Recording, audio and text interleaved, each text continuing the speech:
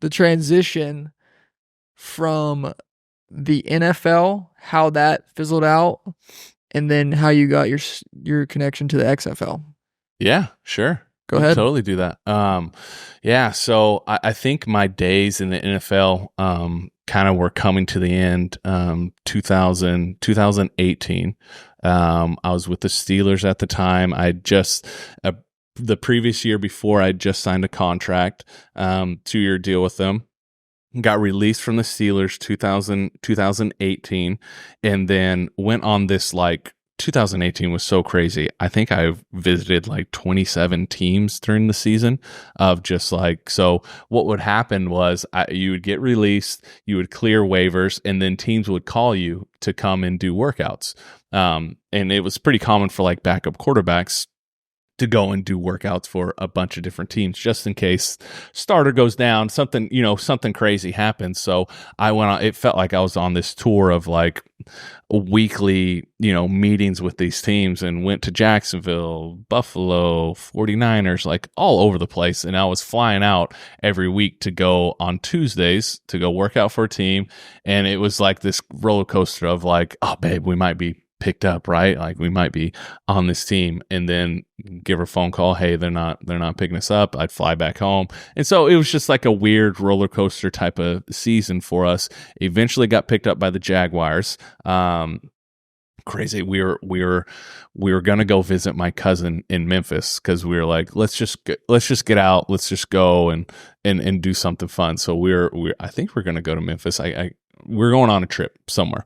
We're pulling out of our driveway, had the kids all packed, car was full of stuff. I get a call from a Jacksonville number. I pick it up, and they're like, "Hey, is this Landry?" And I was like, "Yeah, what's going on?" There's "Hey, this is GM from," I can't even remember the GM's name at the time. The GM from Jacksonville Jaguars. We just picked you up. Your flight leaves at 4:00. And I was like, all right. And he's like, "We'll see you there. Welcome to the Jaguars." Click, phone hang up. It was 1:30 at the time. We had to flip the car around, and I said, "Babe, I gotta go. We just got picked up for the Jaguars." So okay. So get picked up by the Jaguars. Stayed with them for another year. And then kicked the door in to try to get into the Raiders. Was in Oakland for a hot second, 2019. Eventually, that door shut. And at the time, I had some stuff going on with one of our kids, had a diagnosis. And I was like, oh, man, I just I can't be dragging my family all over the country, for what's going on with one of our kids. We need to stay here in Dallas. So made the decision at the time to be I'm not going to go and try out for any more NFL teams. I'm just going to go and do the XFL, because that was the next opportunity kind of in front of me. So signed a contract with the XFL, and it was fine, got some good money, made another paycheck. But once that season was done, it really felt like the Lord was just "Hey, I closed that door in 2018, and you've been trying to kick it open ever since then, and fighting against me." Because it was I was calling coaches. I was "Hey, I'm available," all this different type of stuff, just trying to kick the door in, when the Lord was just "I'm moving you on, but you're not following me right now." So it was that was a tough period in our life, in our marriage with our kids. Got to the XFL, 2020 rolled around, COVID shut it down, and that was just okay, Lord, I'm done. I'll retire, hang him up, do whatever. And then he moved us on from there. Because at the time, I read an article. I screenshotted it. I'm just gonna. This is an ESPN article. Yeah. It'll be probably pretty fun to read it. This is a excerpt from you getting picked up. February 6th, 2020, I think the person who wrote this was Brendan Meyer. I don't know who that is, but when Landry Jones decided that his NFL career might be over, he called a local construction company. It was February 2019, 6 months after his unexpected release from the Pittsburgh Steelers. He had worked out for roughly 20 NFL teams, and nobody wanted to sign the veteran backup quarterback, so he reached out to John Huffman, the owner of Black Door Renovation, who'd recently drawn up plans to remodel Jones' Fort Worth area home, and he said, I want to Landry Jones said, "I want to learn more about construction. Are you guys hiring?" Not exactly, Huffman explained. There aren't any management positions available, but there was one job. The guy who drove the dump truck and recently quit. The guy who drove the dump truck had recently quit. It was by far the lowest position at Black Door Renovation, a messy, hard-labored gig. Whoever drove the truck had to fill the dump trailer with demolition debris, then haul it off to the landfill for a minimum wage. Heck yes, Jones said. I'll do it. From 8:30 a.m. to 5 p.m. Monday to Friday, Jones and his coworkers filtered through clients' homes in the Fort Worth suburbs. He'd park the truck in a driveway, then walk through the front door with blue jeans, safety goggles, work gloves, and a sledgehammer. He smashed up and ripped chunks of drywall. He'd tear out cabinets and countertops. When the dump trailer was full, he'd drive 30 minutes to the sinking landfill, press the hydraulics button, watch the junk pile into a tumble of trash. Is this at all like even accurate? Oh, that's 100% accurate. This is 100% accurate. Yeah, that's 100% accurate. Yeah, for sure. Okay, well, let me keep reading. Yeah. One time before a demo, he walked into a house with a sledgehammer and safety goggles, and the owner at this house gave him a strange look, and he said, "Are you?" The man asked. Jones nodded. "What are you doing here?" Meaning, are you Landry Jones? What are you doing here in my house? "I don't know," he said with a laugh. Then he tore up the man's bathroom, removed his sink, and got rid of his tub. Jones tells this story, yada yada, and it goes on to say how you were like the face. It was like you were one of the most exciting signings of the XFL at that time. It was very like, we got Landry Jones. It was a big deal. But I just thought that would be interesting to read, because this was that their first transition into post work life? Yeah, that was post work life. Yeah, that was so funny. "Are you?" Jones said, "Yes." I'm Landry Jones. Yes. Yeah, but absolutely. Gotta go into that. Explain that. Oh, man. Is that the same construction company you work for now? No, different construction company. Okay.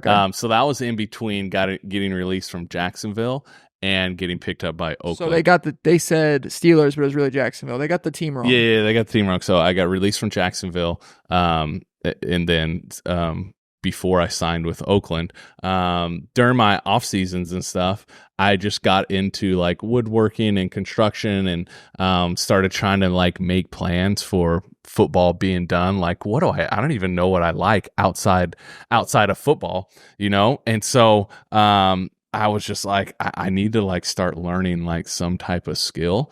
And I was like, I really did enjoy doing woodworking. So I built tables, chandeliers, all types of different stuff for just my personal house. And Whitney was like, "Have you ever thought about doing renovation?" And I was like, "Man, I think that would be actually really fun. I would really enjoy construction." And so whenever I got released from Jacksonville, I called John Huffman up from Black Door Innovation, because I'd known that he had done that type of stuff. And I was just like, I just need to get in somewhere and start learning, just so I can get my hands on something. And then he was like, "Dude, we're not hiring, but if you want to come work as a day labor and start to learn some of the trades on the demo side of it, come on." So I was like, "Yeah, let's do it." And so I would be going in the houses just throwing that sledgehammer around, smashing their stuff up. So from the NFL to a minimum wage. Yep. Demo guy. Yeah, demo guy for sure, driving a dump trailer. What was that like? I mean, it was awesome. You liked it? Yeah, I loved it. It was really good. It was really good because I felt like I was moving towards something. Yeah. I knew when I came on, I was just like, this is not, I'm not going to do this for the rest of my life. But if I can learn how stuff comes together, if I can learn how to start bidding jobs and that type of thing, that's going to be an awesome skill for whenever I'm done. Unfortunately, I got picked up by the Raiders, and then I had to call them and be like, "Hey, this is my day notice because I just got picked up by the Raiders." Wow. You said, unfortunately, not unfortunately, fortunately, unfortunately. Yeah. No, it's crazy though. You go from, I mean, that's what's the beautiful thing. If one doesn't know his identity, and my biggest thing that now, since getting to know you, we were talking before the pod, some stuff you're still working on now, which we can get into in a minute. But I was like, how could a dude go from OU's leading career pass yards leader? Let me re-say that. He is the leader in OU pass yards, career passing yards, number one in OU history. to the NFL, to the XFL, which was hot at the time, to working minimum wage job, to then even becoming a pastor. It's like, why does a guy do that? Most people would then leverage what they had in the NFL to become a coach, to start training. It's like you don't have that. It's almost like you were hiding more than you were pursuing more. Yeah, I mean, not for a lack of trying. That's for sure, right? Like I tried everything. I put my name out there to be a coach somewhere and try to do personal training, and it just nothing ever like took. It was like slam door, slam door, slam door, slam door, slam door, and I was like, "What is? I don't So know what's going on." I thought you just willingly did this because you would think a guy would like OU and NFL, you could get whatever you wanted, but it didn't, nothing worked out. Nothing worked out. Yeah, Holy cow. nothing was working out. And so I was like, Lord, I don't understand what's going on right now, but I trust you and I'm going to like start following you. And even like youth pastor, it's just like, we just volunteered. Like not in a million years would have sought out to be a pastor. Like I can remember telling my wife specifically, is like, I will never be a pastor. Yeah, then as soon as you said those words, God's like, gotcha. Gotcha. Yeah. And it was like a common theme around it where it was just like, I'm not going to do that. And then one thing, just like how I'm like here now, is that we served our way here. And it just, the Lord kept opening door after door after door. And now it's like, I find myself kind of like on the other side in the land of promise, if you want to call it that, where we're at now. And it was just like, Lord, I would have never in a million years seen myself in this place. Man, so I guess what are you working towards now in terms of like career? Obviously, you talked a little bit before, but are you only a youth pastor, or what are you working on other than that? If you feel like sharing. Yeah. So right now, doing youth pastor, but that's not how I'm like providing for my family or anything like that. I'm working with a roofing and construction company doing sales. So basically I'm doing sales, selling jobs, going to home sites and looking at the roof and being like, yeah, your roof is jacked up. You need a new roof. Just to put it bluntly, like, we got you. Yeah.